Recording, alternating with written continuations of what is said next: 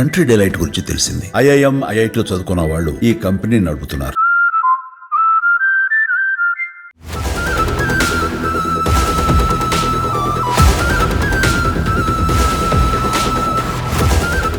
July 5th జపాన్లో ఏం జరగబోతుంది?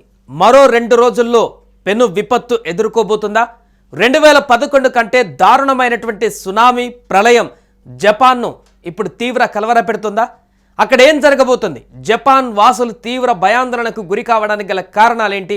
ఇంకా 2 రోజుల్లో జూలై 5th రాబోతున్నటువంటి నేపథ్యంలో జపాన్ సేఫ్గా ఉంటుందా లేదా? న్యూ బాబా వంగాగా ప్రపంచవ్యాప్తంగా గుర్తింపు పొందినటువంటి టాట్సూకి అంచనాలతో జపాన్ పర్యాటక రంగం తీవ్ర సంక్షోభంలో కూరుకుపోయిన విషయం మనకు తెలిసిందే. గత కొన్ని రోజులుగా ఎవరూ జపాన్కు వెళ్ళడానికి కూడా సాహసం చేయట్లేదు. ఆల్రెడీ టికెట్లు బుక్ చేసుకున్న వాళ్ళందరూ కూడా వాటిని రద్దు చేసుకున్నారు. ఇక భయానక అంచనాలు పర్యాటకుల గుండెలలో వణుకు పుట్టిస్తున్నాయి. రియో టాట్సూకి తన పుస్తకం ది ఫ్యూచర్ ఐసాలో జూలై 5th 2025న జపాన్ నగరాలు సముద్రంలో మునిగిపోతాయని పేర్కొన్నారు. నీటి అడుగున సంభవించే పేలుడు, అగ్నిపర్వత విస్ఫోటనం దీనికి కారణం కావచ్చు. సముద్రం మరుగుతున్నట్లుగా భారీ బుడగలు వస్తున్నట్లు ఆమె చూశారు. ఇది 2011 తోహుకు భూకంపం సృష్టించిన సునామీ కన్నా భారీదని, జపాన్ దక్షిణ తీరం పరిసర ప్రాంతాలపైన ప్రభావం చూపుతుందని హెచ్చరించారు. జపాన్, ఫిలిప్పీన్స్ మధ్య లోతైన సముద్ర పగులు పెను సునామీకి దారితీస్తుందని ఆమె స్పష్టం చేశారు.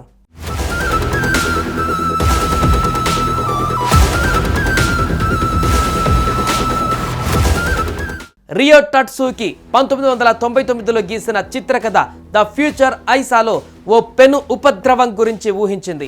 ఇంతకుముందు కోవిడ్-19 గురించి కూడా ఈమె భవిష్యవాణి వినిపించింది. అది జరిగింది కాబట్టి ఇది కూడా జరుగుతుందని అక్కడి ప్రజలు బలంగా నమ్ముతున్నారు. అంతేకాకుండా గతంలో చెప్పిన ఇంకొన్ని వాస్తవాలు కూడా నిజమవ్వడంతో ఈ భయాందోళనలు మరింత ఎక్కువయ్యాయి. ఇంతకీ ఆమె చెప్పిందేమిటంటే జూలై 5, 2025న జపాన్ను ప్రళయం ముంచెత్తబోతుంది అని.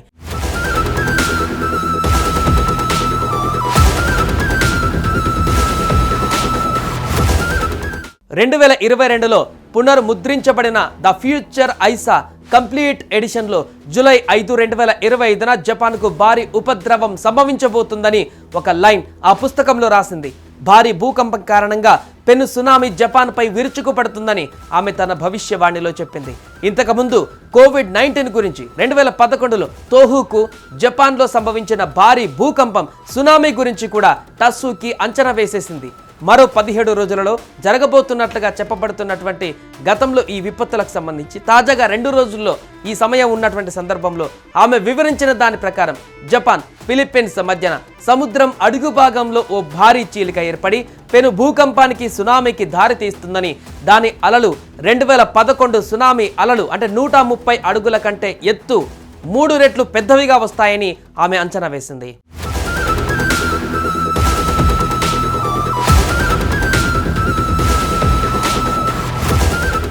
ఈ అంచనాలతో ప్రజలు తీవ్ర భయాందోళన చెందుతున్నారు. టాట్సూకి అంచనాలతో జపాన్కు వచ్చే విమాన బుకింగ్లు భారీగా రద్దయ్యాయి. జూన్ చివరి, జూలై తొలి వారాలలో హాంకాంగ్ నుంచి జపాన్కు వెళ్లవలసిన విమాన రిజర్వేషన్లు 83% పడిపోయాయి. పర్యాటకులు తమ జపాన్ పర్యటనలను రద్దు చేసుకుంటున్నారు. ఈ విపత్తు సంభవించకపోయినా పర్యాటక రంగం పైన ఇప్పటికే తీవ్ర ప్రభావం పడింది. జూలై నెల కోసం ఆశగా ఎదురు చూస్తున్న జపాన్ పర్యాటక పరిశ్రమ ఎలాంటి విపత్తు జరగకుండా ఉండాలని కోరుకుంటుంది.